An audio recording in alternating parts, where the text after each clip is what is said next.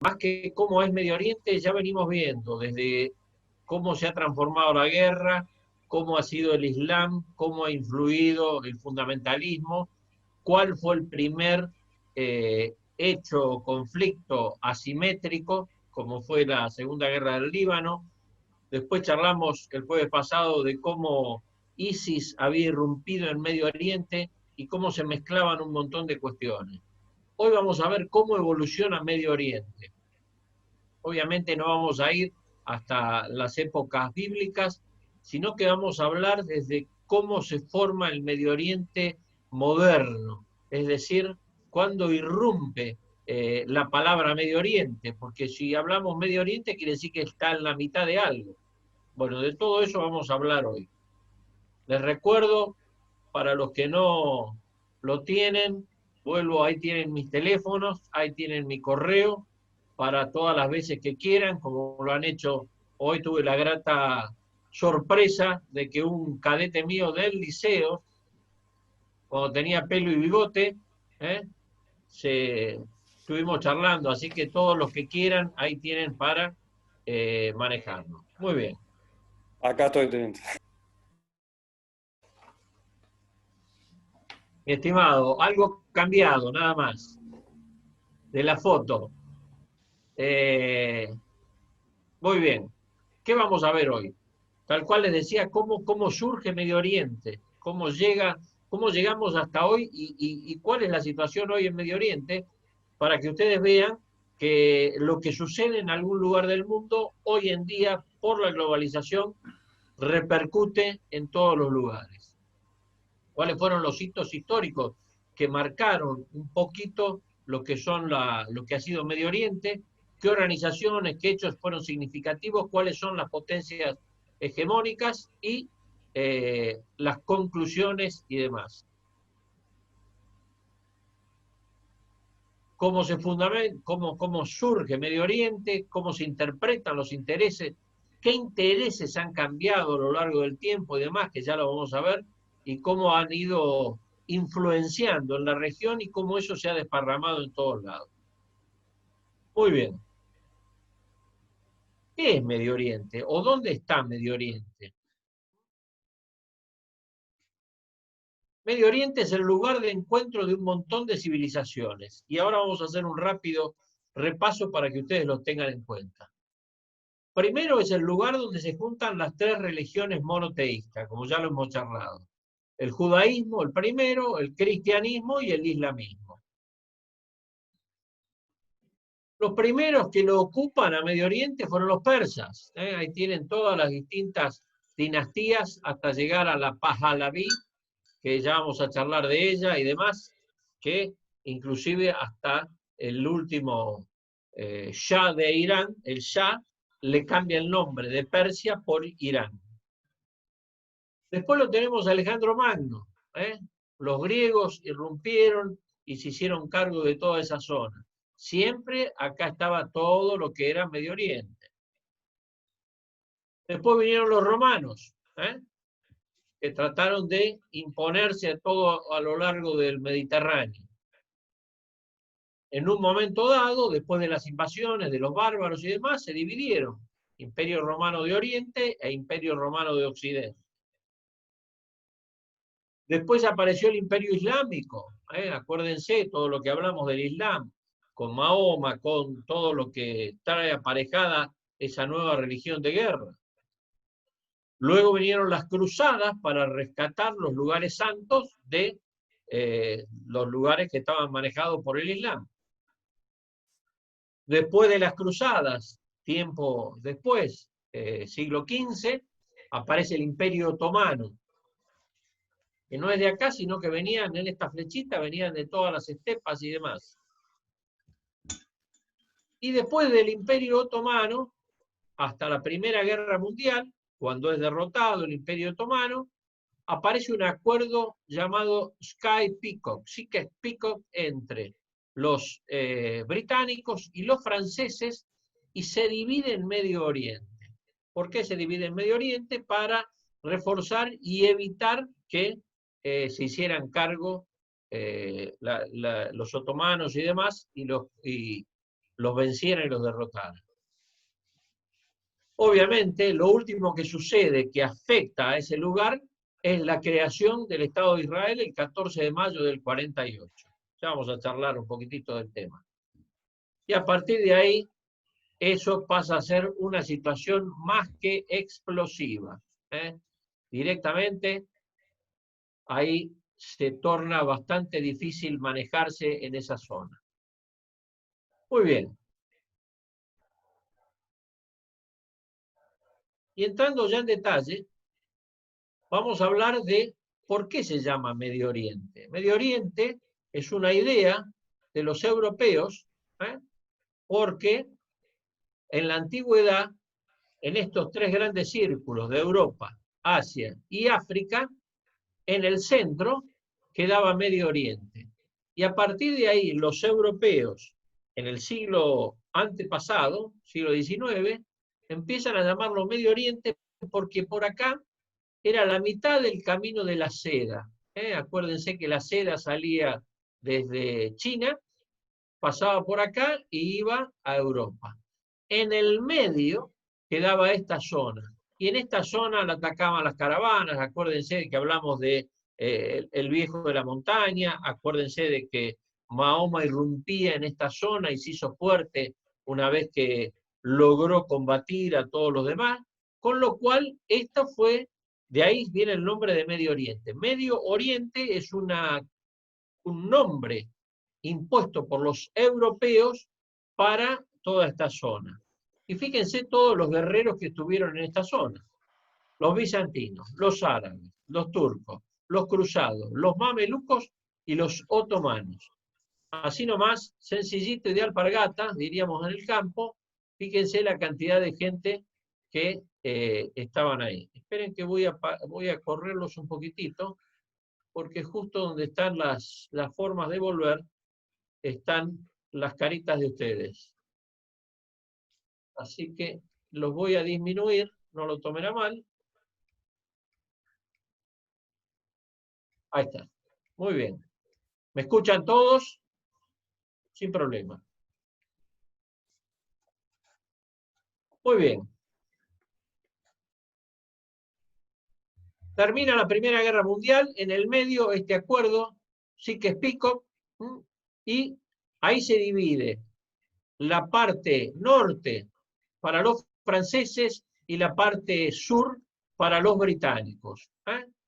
Siria, Irak, Transjordania y Palestina. Se crean todos esos estados, fíjense cómo era Siria, el estado de Alepo, el estado de Damasco, el estado druso, el Gran Líbano, el estado alauita, que son los que hoy dirigen Siria, y Alexandreta, que por ahí ustedes si recordarán la película de Harrison Ford, la última, en este lugar es donde prácticamente estaban las reliquias y demás. Muy bien. El Gran Líbano, que está acá, es un pedido de los cristianos maronitas para tener, ante la eventualidad de que el resto de los islámicos accionaran sobre ellos, tener un país que tuviera salida al mar y que les permitiera reunirse sin estar afectados directamente por todos los sunitas. Tanto así que cuando lo crean no había ni nombre, por eso buscan el monte más grande, que ese es el monte Líbano, y le pusieron ese nombre al país. Muy bien. En septiembre del 32, los hashemitas saudíes se dividen. Entonces, los saudíes quedan con Arabia Saudita y los hashemitas van a Jordania, hacia Transjordania en ese momento, que luego se va a transformar en Jordania. En el 43 se independiza Líbano, tal cual como les había dicho. Siria se proclama su independencia en el 45 y Jordania en el 46 deja de ser Transjordania y pasa a ser Jordania. Israel se forma en el 48 con la primera forma de apoyo que le dan los norteamericanos a los israelíes en base a la gran cantidad de judíos que estaban en Estados Unidos. se produce la Revolución Islámica en el 79, y junto con la Revolución Islámica empieza a influenciar en toda la zona Rusia. Y a partir de ese momento se forman tres triángulos que, mientras están en forma equilátera, se mantiene la calma en lo que es Medio Oriente. El triángulo más grande está formado por Turquía, Irán y Egipto. El triángulo más pequeño está por Irak, Siria y los kurdos que están en esta zona. Acuérdense que el otro día charlamos un poco de los kurdos. Y uno más pequeño, formado por los libaneses, mantener en calma lo que es Líbano, los palestinos y los jordanos. Con estos tres triángulos, mientras estén en calma o en forma equilátera por todos sus lados iguales, se mantiene una calma. Como ustedes verán, es muy difícil que estos tres triángulos se mantengan en forma tranquila y pacífica. Muy bien.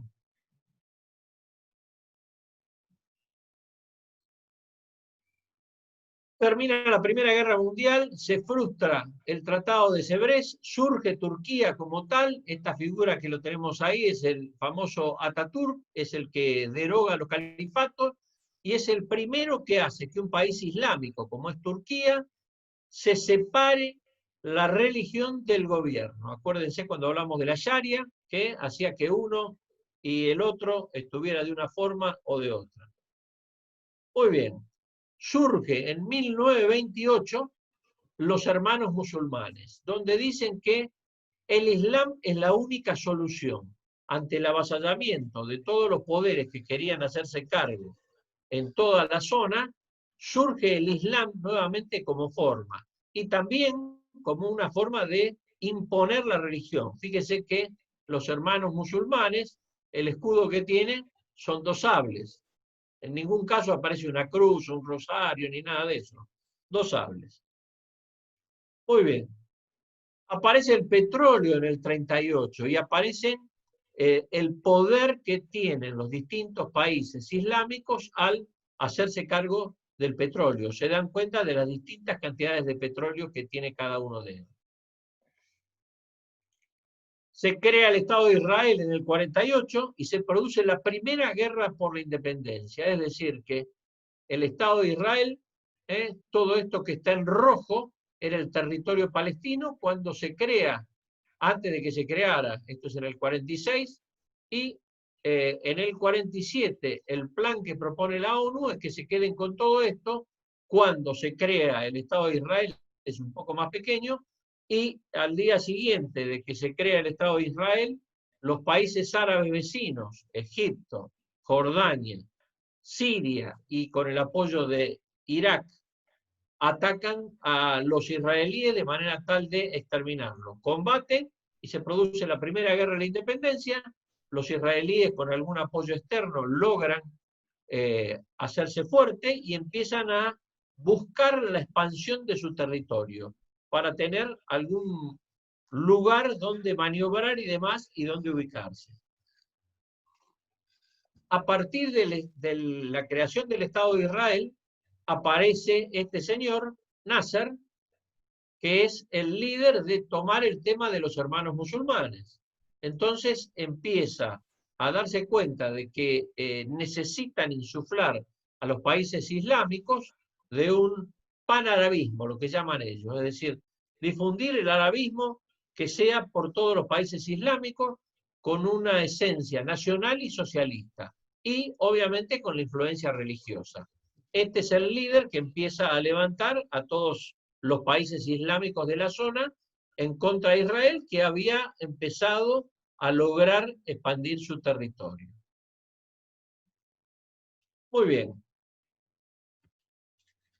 La influencia europea se marca hasta la crisis del Canal de Suez en el 56, con lo cual, a partir de ese nacionalismo y demás, empiezan a tener en la zona, cambia ese triángulo que lo habíamos visto también en la clase anterior, donde las Fuerzas Armadas son las que dirigen todo, la inteligencia es la que maneja o le da motivo a las Fuerzas Armadas para buscar a los diferentes enemigos, y los partidos políticos pasan a estar debajo de todo. Crisis del Canal de Suez, octubre del 56. Ese señor que habíamos visto, llamado Nasser, se da cuenta de que necesita hacer que Egipto progrese, y para que Egipto progrese necesita cultivar sus tierras. Y para cultivar sus tierras necesita evitar que el río Nilo, el famoso Nilo, no las inunde, tenga un régimen más regular. Con lo cual piensa que la solución es crear la represa de Asuán. Para hacer la represa de Asuán no tiene el dinero suficiente. Le pide apoyo a los países occidentales, que le dicen que no, porque Occidente de cierta manera seguía apoyando a Israel y trataba de mantener la calma en Medio Oriente. Entonces, Nasser decide que los fondos que necesita los va a obtener de hacerse cargo del Canal de Suez. El Canal de Suez, no se olviden, une el Mediterráneo con el Golfo de Suez, hecho por Fernando de Lesseps y demás. Esto estaba administrado por una compañía franco-británica. Nasser dice, si yo me hago cargo, si el canal está en territorio de Egipto, todo lo que regulan el Canal de Suez tienen que ser propios de Egipto. Entonces, directamente expulsa esa compañía y se hace cargo. Francia e Inglaterra, aprovechando las desavenencias que había hasta ese entonces entre los israelíes y los egipcios, le dicen que para fomentar la credibilidad del potencial bélico de Israel, que ataque el Canal de Suez, lo ocupe y se haga cargo para volver a ponerlo en las manos franco-británicas. Así lo hacen los israelíes, con el apoyo un poco tardío de Gran Bretaña y Francia. Nasser dice, no puede ser, está creada las Naciones Unidas, voy a hacer que intervengan las Naciones Unidas.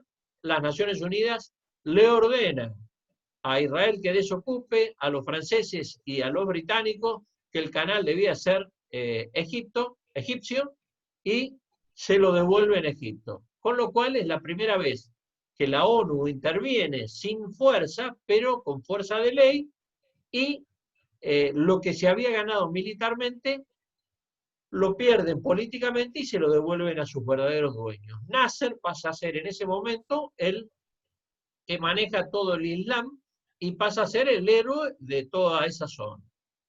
Muy bien. A partir de ese momento y con el surgimiento, o tomando como base, de los hermanos musulmanes, en Palestina surge una organización llamada Fatah. En el año 62 se crea la OPEP.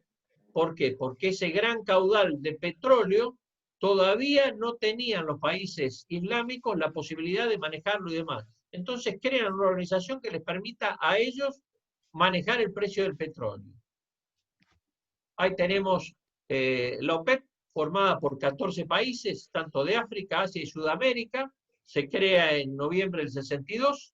Primero tiene su sede en Ginebra y hasta el día de hoy la tiene en Austria. Estos son los 14 países y estos son otros países que producen petróleo. No en el nivel de estos 14, pero también producen petróleo y pueden llegar a tener alguna vinculación con la OPEP por el hecho de que la OPEP regula el precio del barril del petróleo. Para el que no lo sabe, está hoy en $45, pero su fluctuación, acorde a las situaciones en el mundo, hace que sea diferente. Por eso es la vinculación que tienen todos los países con él. Muy bien. En mayo del 64, como los palestinos veían que todos sus problemas no estaban escuchados o apoyados por los otros países islámicos, crean la Organización para la Liberación de Palestina, conducida por este señor llamado Yasser Arafat. Egipto apoya esto y dice que es una mejor forma de solucionar los problemas de los refugiados palestinos. No se olviden que después de la Primera Guerra israelí, muchos palestinos en las tierras ocupadas por Israel se fueron a los países vecinos, Líbano, Jordania, Egipto, y crearon los campos de refugiados, los famosos campos, acuérdense que después hablamos de Sabra y Shatila y demás, pero que todo refugiado que está en un país ajeno a él, más allá de que Naciones Unidas quiera insertarlos dentro de la propia sociedad, lo que quieren es volver a sus propios territorios. Todos aquellos que hayan pasado por Chipre deben entenderme prácticamente mucho mejor. Muy bien. En el 67 se produce la Guerra de los 6 días. ¿Qué pasaba? Los países manejados por Nasser empiezan a pensar en recuperar los territorios que le había sacado Israel a los palestinos, en apoyo a los palestinos y porque la OLP estaba fogoneando, por llamarlo de alguna forma, qué estaban haciendo esos países islámicos.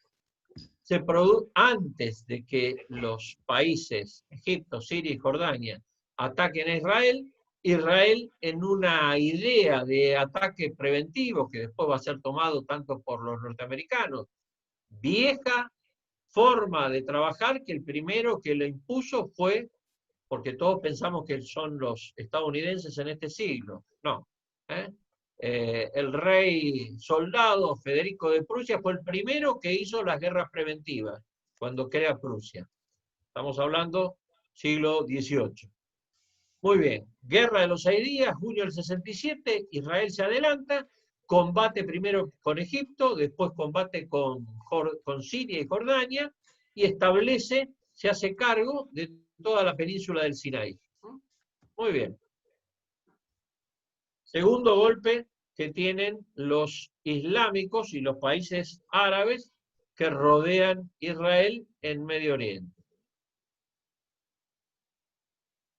En septiembre del 70, luego de las desavenencias que tienen, se crea Septiembre Negro en Jordania.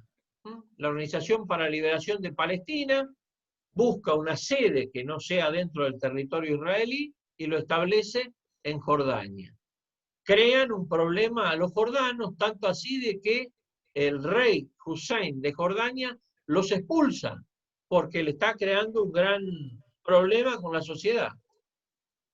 Se producen, acuérdense lo que fue los atentados que hicieron Septiembre Negro en las Olimpiadas alemanas en el 70, y llegamos al 73, donde se produce la guerra del Yom Kippur, donde los estados árabes, ansiosos de recuperar ese territorio que en la guerra de los 6 días le había sacado Israel,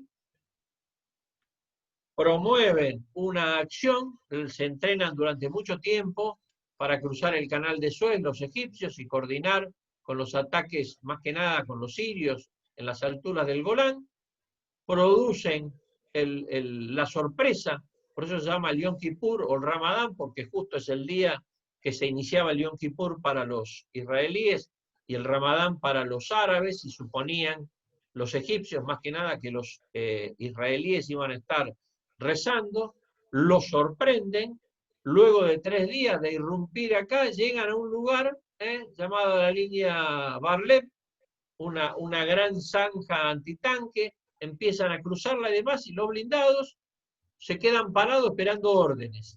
Y ese es el momento donde los israelíes reaccionan, barren todas las defensas antiaéreas que tenían en esa zona, la fuerza aérea frena el avance, salen los blindados, recuperan todo lo que habían perdido, y hasta Sharon en ese momento era comandante de una brigada blindada, desobedece las órdenes que le manda Moshe Dayan, ministro de Defensa, que le había ordenado que volviera de la posición que tenía acá para defender el territorio israelí. Moshe Dayan dice que era preferible amenazar a Egipto, desobedece las órdenes, cruza, rodea este lugar que es el lago Salado, pasa entre medio de 2 divisiones y a 30 kilómetros del Cairo se detiene porque los egipcios se rinden, porque veían que Sharon con su brigada blindada iba a causar más estragos en el Cairo que lo que ellos podían hacer en esta zona. Héroe de la guerra del Yom Kippur, Sharon reivindica todo lo que la desobediencia que le había causado a Moshe Dayan. nunca se llevaron bien, pero los hechos son los hechos. Hechos y no relatos. Le habían dado el éxito en la guerra de Yom Kippur. Muy bien. Se produce la revolución islámica en el 79 y cambia una vez más el balance en Medio Oriente. El Shah de Irán, que era pro-occidental, es reemplazado por los ayatolás. Reza Pahlaví es el papá del Shah de Irán, cambió el nombre, de Persia lo llama Irán, porque Irán es la tierra de los arios, de ahí viene el nombre. Mohamed Reza Pahlaví es quien se hace cargo, intenta nacionalizar el petróleo, tiene el apoyo de Estados Unidos y Gran Bretaña, se produce lo que se llama la Revolución Blanca. Khomeini, el ayatollah, le dice que es un hombre desgraciado, empiezan los problemas, lo expulsan y empiezan las manifestaciones en contra del Shah de Irán, entre el 77 y el 78, que lo obligan prácticamente después del septiembre del 78 a exiliarse. Vienen los ayatolás y se hace cargo y cambia el balance de lo que es Medio Oriente. Ahí tenemos la familia real, ahí tenemos las manifestaciones en contra del Shah, cuando vuelve el ayatollah Rudolf Khomeini, acá lo tenemos, y se pasó de lo que es tener, acá lo tenemos junto con Yasser Arafat, que le agradece por el tema de tener a alguien que los apoye en forma directa, porque los palestinos veían que el resto de los países estaban un poco tímidos en darle un apoyo, y se pasa de una monarquía pro-occidental a una república autoritaria, antioccidental, y empieza a temerse que Irán empiece a crecer en la región y a provocar algún problema en la misma. Muy bien. Guerra civil en Siria. Acá lo tenemos a Hafez Assad, el papá de Bashar al-Assad. Acuérdense de que hablamos que cuando se produce este inicio de la guerra civil, saca los tanques a la calle, extermina a 10.000 personas y soluciona el problema en Siria. Con lo cual, seguía ese problema ya entre sunitas y chiitas. La famosa matlomilla estaba ya desde antes. Muy bien. En el 80-88, guerra entre Irán e Irak, y es el inicio de todo el tema de las armas de destrucción masiva, sobre todo los gases. Este señor, Saddam Hussein, ansioso de tener más petróleo del que podía obtener en Irak, ataca a Irán. Durante 8 años están en guerra, no se llega a solucionar, el ayatollah empiezan a combatir y surge, si ustedes recordarán, el problema de Irán y contras. Es decir, ¿por qué? Porque los estadounidenses apoyaban en cierta medida a Saddam Hussein en contra de los ayatolás. ¿Por qué? Porque habían sido los contrarios. En su oportunidad, el Shah, apoyado por Occidente, entonces decían que este hombre podía ser el nuevo amigo de Occidente que atacara a los iraníes, al régimen de los ayatolás. Se produce el primer atentado terrorista en Medio Oriente. Ustedes dirán, ¿qué es esto? Muy bien. El 6 de octubre de 1981, Anwar al-Sadat, que había reemplazado a Nasser en Egipto, que había ido a Israel a firmar la paz, que buscaba, es decir, ya Egipto había combatido 3 veces y demás, y había perdido, y dijo, bueno, en vez de combatir, hallamos la paz. Muy bien, había logrado la paz y demás. En el medio de un desfile militar, los efectivos que estaban desfilando se paran frente al palco oficial, le tiran con una 12-7, para los militares sabemos lo que es una ametralladora antiaérea, 12,7 milímetros, obviamente producen una matanza y demás, pero es el primer acto terrorista, el asesinato de Anwar al-Sadat. Muy bien. En el 82, acuérdense que Israel, cansado de que la OLP tirara sus proyectiles desde el sur del territorio libanés sobre el norte del territorio israelí, irrumpe Sharon, ministro de Defensa, irrumpen hasta Beirut, rodean toda la zona y se crea la resistencia libanesa, llamada Hezbollah, el Partido de Dios.